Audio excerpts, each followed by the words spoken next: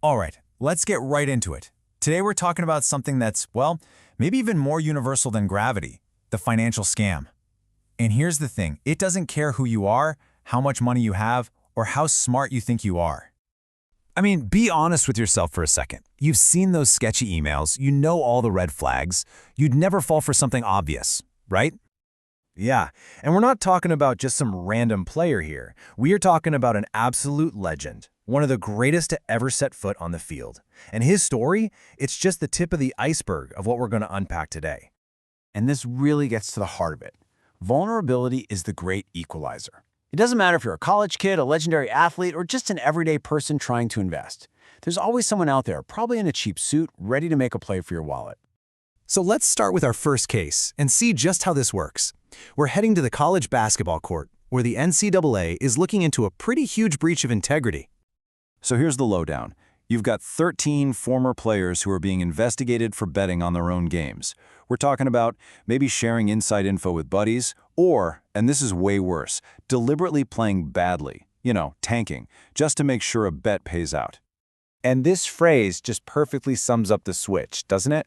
The very same guys who were supposed to be laser-focused on running plays on the court were, allegedly, busy running parlays with the sportsbooks.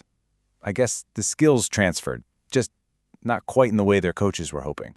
I mean, this quote just captures how completely absurd the whole situation is. Can you even imagine having that conversation? It's funny, but it also perfectly shows how that temptation for a quick buck can just totally corrupt the game itself.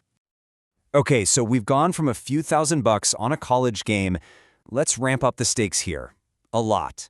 Our next story is about a scam so massive, it's actually kind of hard to believe it was pulled off with tools you could find in any high school computer lab.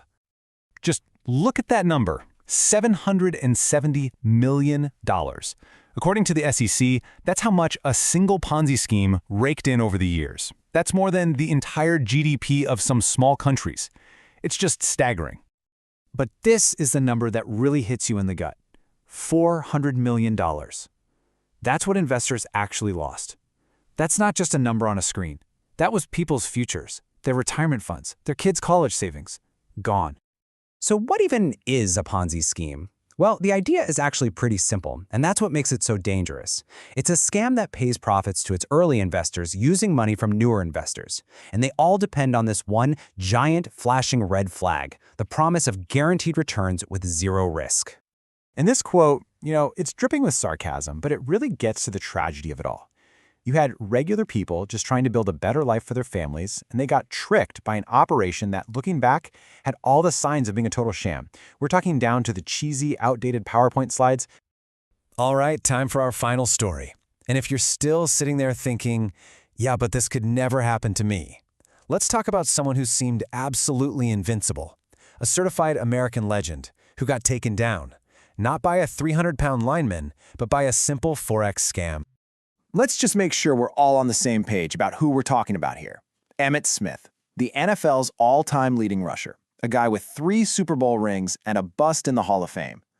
On the football field, the man was a force of nature, an absolute master of finding a path through total chaos. But off the field, he ended up being a plaintiff in a lawsuit against a forex Ponzi scheme. The man who rushed for over 18,000 yards couldn't outrun a scammer in loafers. It's just a shocking contrast, and it proves our point better than anything. Literally no one is immune. So how'd they get him? Well, with one of the oldest and simplest tricks in the book. They allegedly just showed him fake screenshots of his account, filled with what was basically monopoly money, to convince him the investment was legit and that he should pour even more cash in. It's so simple, it's all psychological, and it is devastatingly effective. So, after hearing all of that, the big question is pretty obvious. How do you stop this from happening to you? Let's take these horror stories and flip them into some real advice you can actually use. When you really look at all 3 of these stories together, a super clear pattern starts to show up. For those college athletes, it was all about the lure of temptation, easy money. For the everyday investors, it was about misplaced trust and a promise that was just way too good to be true. And for a legend like Emmitt Smith, it was just pure, calculated deception. Okay, so what can we learn here? Let's boil it down to 3 rules to live by. First, the second you hear the words guaranteed returns, alarms should be blaring in your head.